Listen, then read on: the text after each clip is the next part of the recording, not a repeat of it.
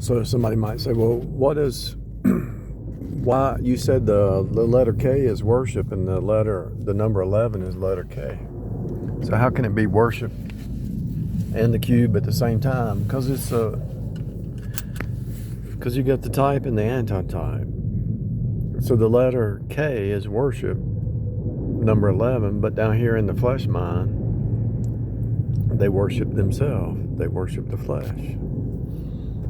It's still worship, but they worship in the flesh, and the flesh has to be shown to have no energy, no power. That's why it's hard for them to admit sin.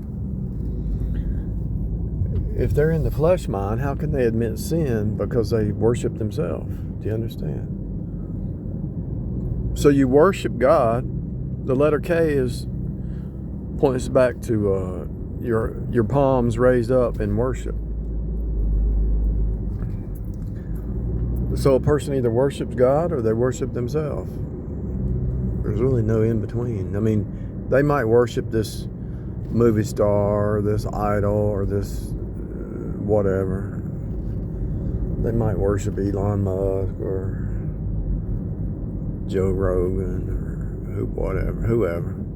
They might worship some person or place or thing, but eventually it comes back to they worship themselves. Because they worship the created instead of the creator. If you worship the created instead of the creator, you're just actually worshiping yourself because you're a piece cut off from the creator. Everything's a creation in front of you.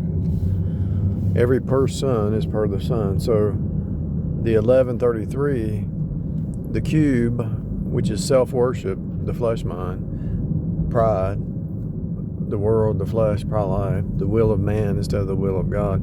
So the 1133, God is allowing you to cut yourself, really. You're going to destroy yourself. Can man rule himself? The answer is no. He needs God. Mankind needs God. That's the whole deal, people.